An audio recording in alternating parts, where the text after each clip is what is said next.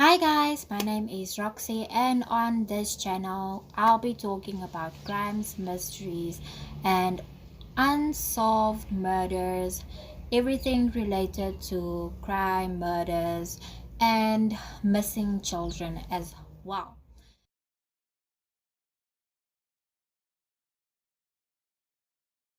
And guys, I also want to remind you, please hit the subscribe button. I would appreciate the support. Please don't forget to subscribe to my channel and hit a likes button if you like the story and would like to support me, because my channel is relative. Now today's story is the Blair Mitchell's case, which is the same, also referred to as the freezer mom case. Now, let's start at the beginning. In 2015, Blair Mitchell was found, or her children were found, in a freezer in her living room when a sheriff's department performed an eviction. She owed some rent money and she was eventually evicted, and while she was not home, the police came and they tried to remove her from the apartment, and she was at that time babysitting a friend of hers children, or she was at a friend's apartment at that time while the eviction was being performed. So the police discovered the two bodies. They first removed the first body and realized that it was her daughter Stony Blair, which was 13 years old when she was murdered by her mother.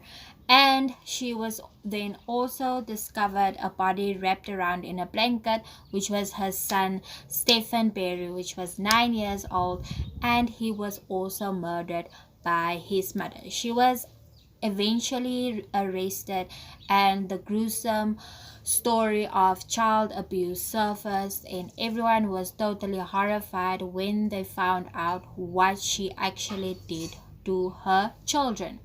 So, how long were the bodies in the freezer? The bodies were actually in the freezer for about 3 years. She murdered her first. She confessed and said that she murdered her son, which was the first person that she murdered, was her son, and it was roundabout in 2012 that she murdered her son, because she found out that her son apparently sexually abused her younger son. She's a mother of four, and all this happened in the Martin Luther King apartments in Detroit.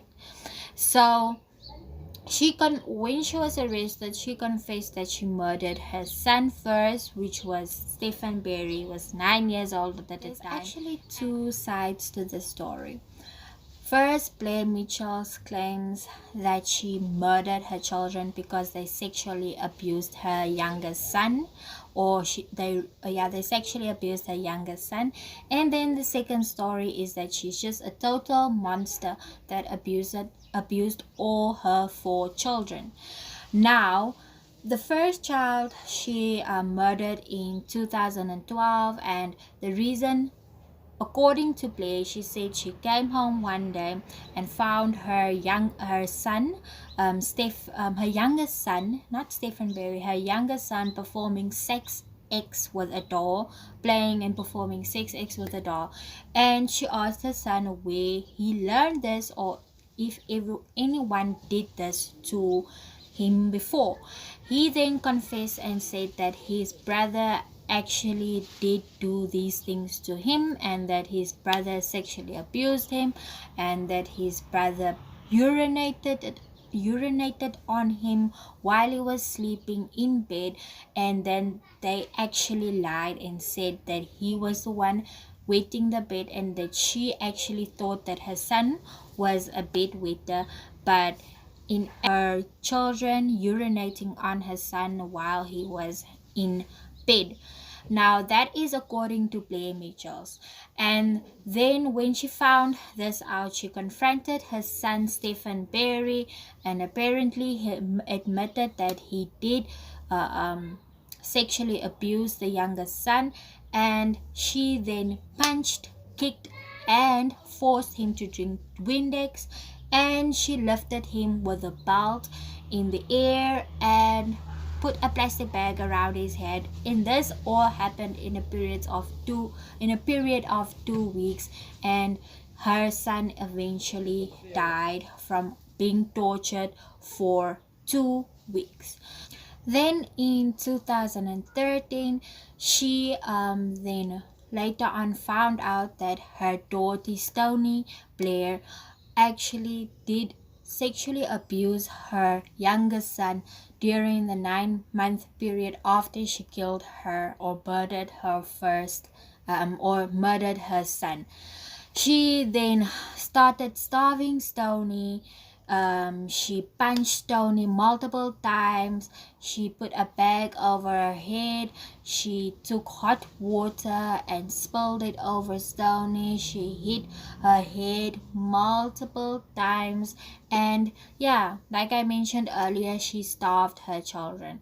Now, what makes this story so horrendous is that mothers are supposed to be loving, nurturing human beings, and sometimes it's difficult to believe that a mother would do this to her children.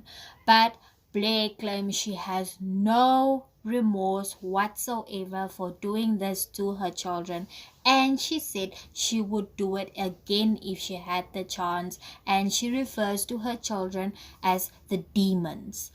So now all this happened in a period of 2 years, where she first killed her first child, stuffed him in the freezer, then the second child, stuffed him in the freezer, and we all asked, where were the two children's parents? Now there actually are two fathers involved, and we can refer to them as the deadbeat dads, because she had four children from two men, and they were all absent and still owed her back child support on the children, and they didn't really support her or looked after the children, and they didn't know for the entire 2 years that, or the entire 3 years, or how many years whatsoever, that the children were actually not alive anymore and that they were stuffed in the freezer. What makes this story even more creepier is that these acts happened in front of her youngest son and her oldest daughter, which was 17 at the time, or is 17, was forced by her mother to put the body of Stony Blair into the freezer, or put the body of Stony Blair into the freezer. Now, these children were taken from school, so that's why nobody actually knew that these kids were being abused. However, there are cases dated back to 2002, 2005, that there were cases of child abuse reported where Mitchelle actually did abuse her kids, but this wasn't taken seriously and nothing really happened. So a lot of people said that the state actually failed these kids, and that's why they are no longer with us. But what makes the story even more creepier is the fact that she says that she still wants custody over her other two children, and she refers to her other two children as her only children, and that she is not the mother of the two children that she killed, and that they're actually demons. So I really don't know how to feel about the story. You guys can comment down in the comment section below. A lot of people says that you need to be supportive and help your kids. I agree with that. But if this really happened, I'm not saying that it happened, I really don't know what happened. I also don't really agree with the fact that, or believe the fact that she said that she killed the children because they abused her son, because there was no signs of abuse. And when the kids were actually brought in and examined, they actually saw that the other two kids also had bruises, marks, scars, old scars, new bruises. The oldest child actually had her